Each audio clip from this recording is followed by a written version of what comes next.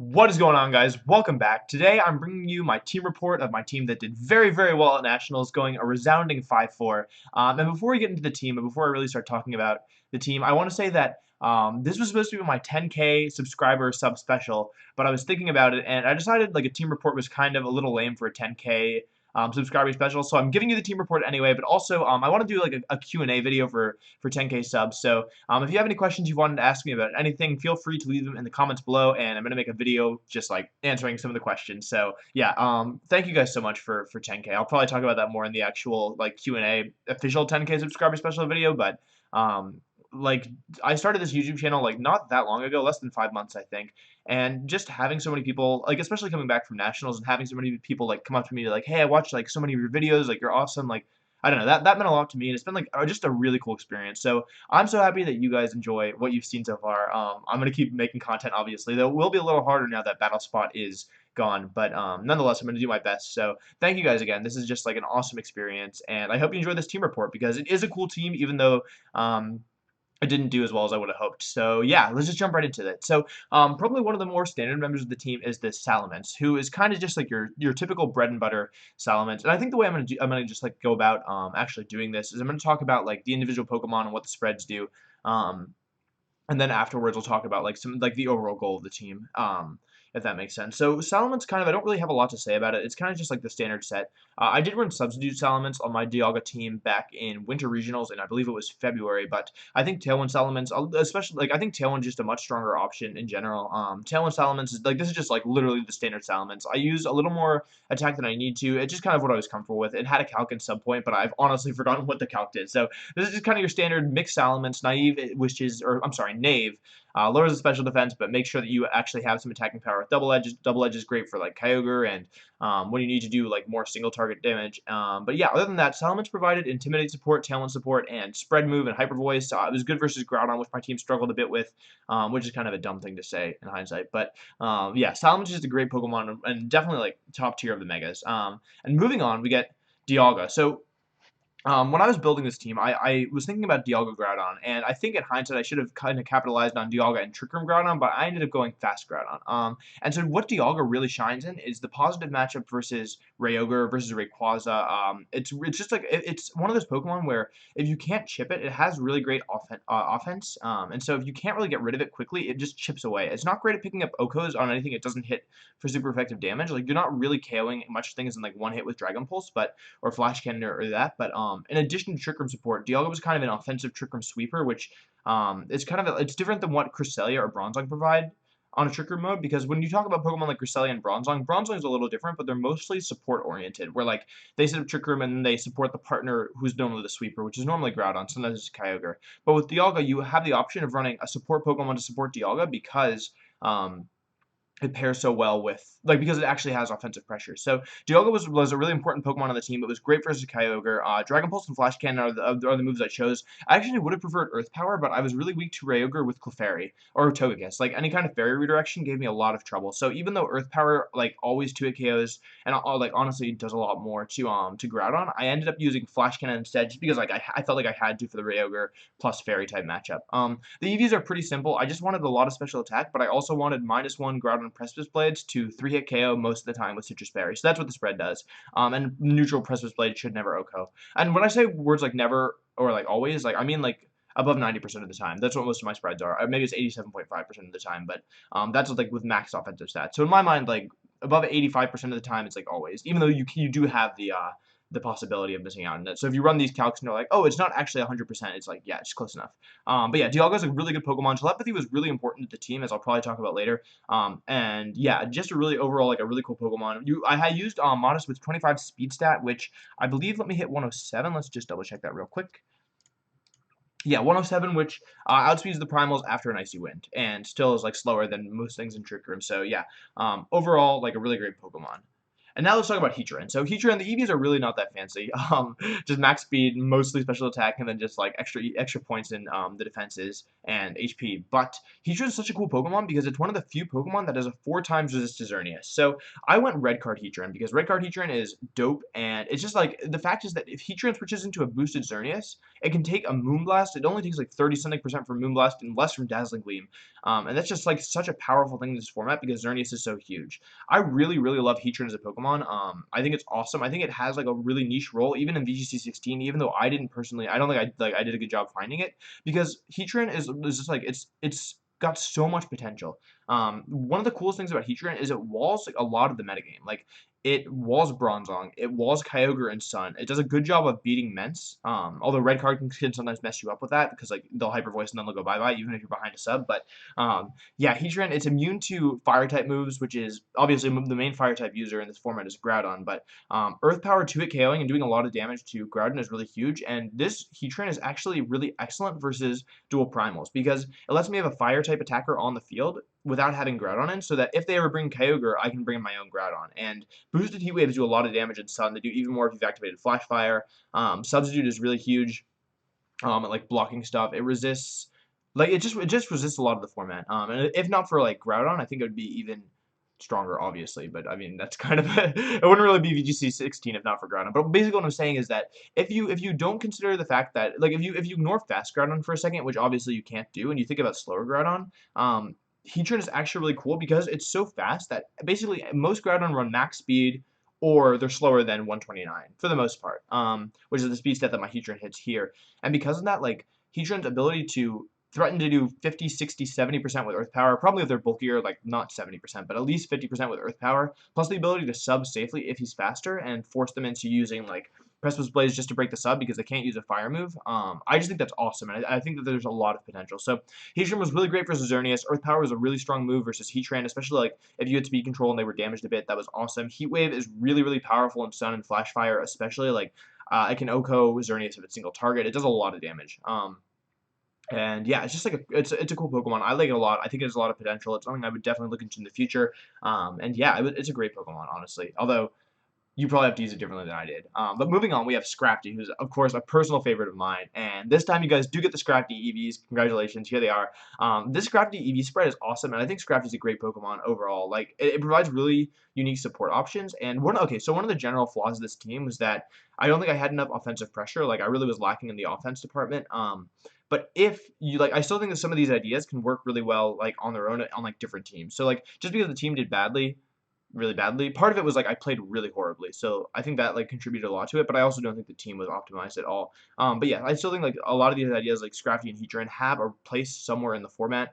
I just don't know. I just didn't like do it well at nationals. But yeah, this is my Scrafty. I opted to go for Assault Vest because basically what's Scrafty. Okay, so Scrafty and Dialga were one of the main pillars of this team, and because the way it worked was that if the opponent didn't have anything to stop like Dialga from setting up, you could use Scrafty, set up Trick Room with Dialga, and then Super Fang plus Dragon Pulse or Flash Cannon, like it would always 2-hit KO Groudon. It would chip away really badly at like basically you're doing 50% with Super Fang, and then you're doing more damage with Dialga. So it just does a lot of damage to anything. And when the format is so built around restricted Pokemon like Kyogre, Groudon, Xerneas, Rayquaza, like Yveltal, all these really big restricted Pokemon, being able to, even though you're doubling in, being able to double in and do a lot of damage, if not KO, on a restricted Pokemon is huge, especially when you consider how bulky Dialga and Scrafty are, right? So like basically you set up Trick Room, you have Dialga, Scrafty, and all of a sudden, like, if let's say they have like Groudon and like I don't know Cresselia, right? You can Super Fang Dragon Pulse almost entirely free if you don't expect them to Trick Room, or if you know they don't Trick Room or something,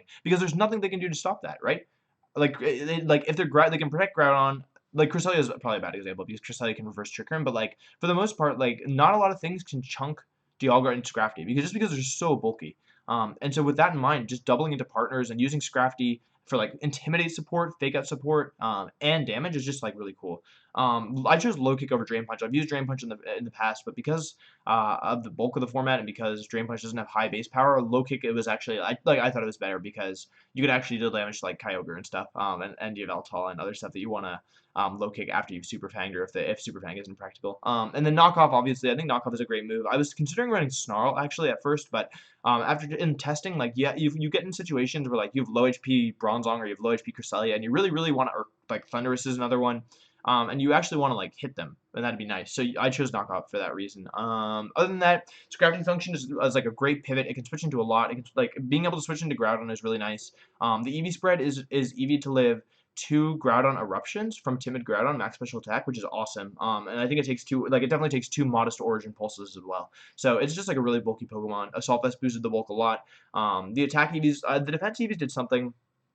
I don't remember what they did. It might have been -1 Immense Double Edge. I think that's like a good guess. It might have had something to do with Kangaskhan.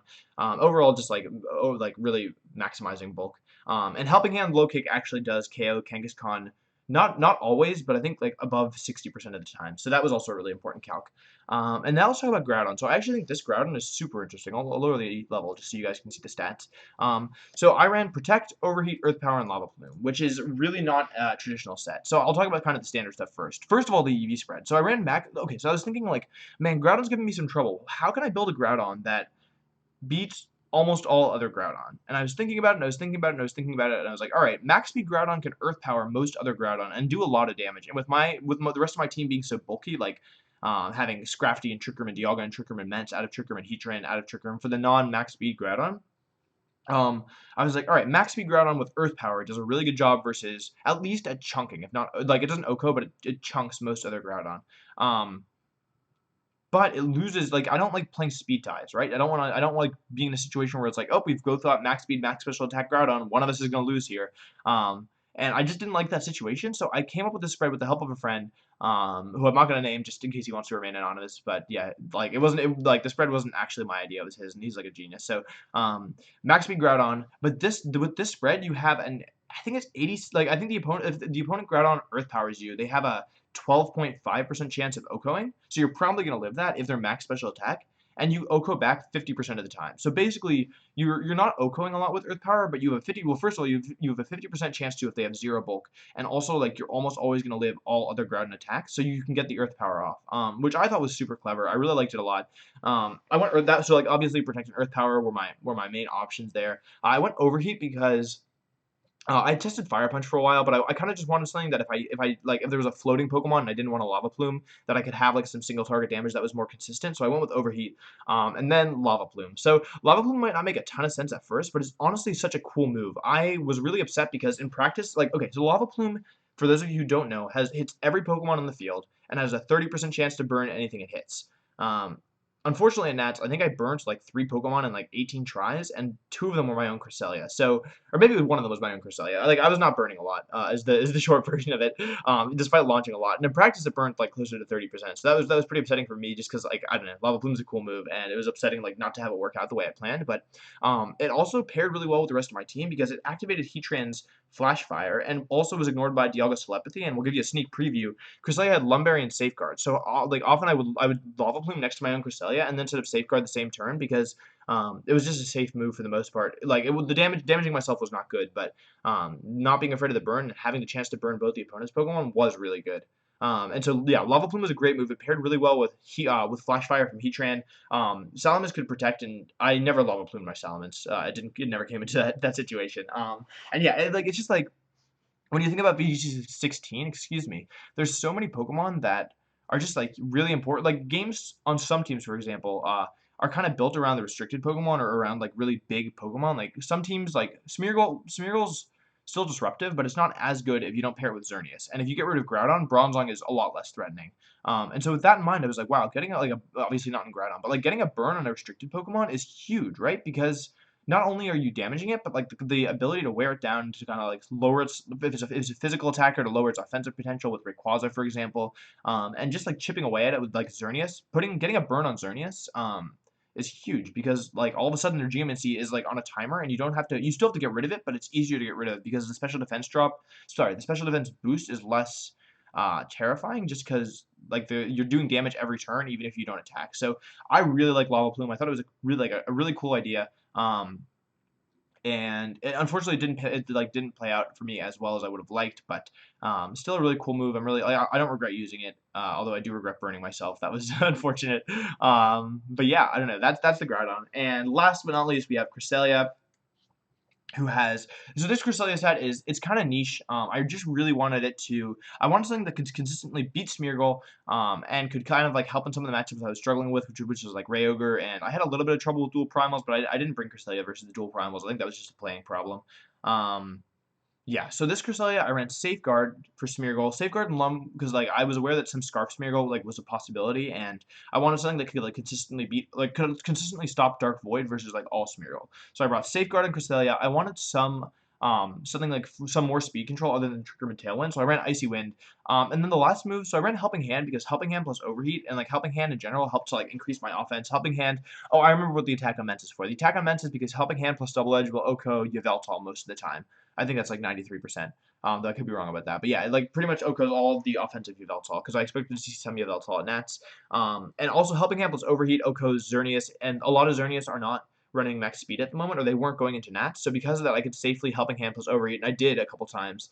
I could Helping Hand plus Overheat into Xerneas and like count on picking up the KO if I knew they were slower. And Helping Hand plus Earth Power was also really nice because it let my like versus other Groudon, I could always Helping Hand Earth Power if I thought they weren't going to protect, and even if I lost the speed tie, I was like almost definitely going to live, and then I was like guaranteed to OHKO back. So Helping Hand was there just for that, and also for like stuff like Scrap, just like increasing the damage potential overall in the team. That's why Helping Hand was there. And in the last slot, I was torn between Skill Swap and Light Screen. I ended up going with Skill Swap to try and give me a little bit more help in the Kyogre and the Primals matchup, but I didn't use it that much in practice. I mean, in playing because I didn't test it that much. So the EVs are really pretty simple. I ran max HP with 196 speed. I could have used less and still outsped Smeargle, but I think 190 or 188 speed, which is the point like the point below this, is only 141 stat. So if you go up another point, you hit 143. It outspeeds max speed, max speed, non nature boost, like non-boosting nature primals. That their max speed is 142. So that's why I hit 143 speed. The rest of the EVs were torn between defense and special defense. And I went with more special defense because it gave me a better chance of living boosted Moonblast. So yeah, that's pretty much the team. The team is kind of built with the intention of having a really solid game plan versus Groudon Xerneas, and I think I did have a really solid game plan versus Groudon Xerneas. But I played like a lot of weird stuff, and I played like some weird Groudon Xerneas teams as well. So like I lost to the Lunatone team, unfortunately, because Lunatone is like the perfect counter team to this team because Moonblast hits Scrafty and Salamence for super effective damage, it has Icy Wind for speed control and Mence, it has Earth Power for Groudon, Heatran, and Dialga, and Cresselia can't touch it at all. So yeah, I did play some weird teams at Nats. But yeah, overall, like I thought the team was really cool. I got a little shook. Something like kind of crappy happened right before nationals, and like I've been reflecting on it, and I think like I didn't realize it at the time, but I think it really messed up my mental game a lot more than I would have liked to admit.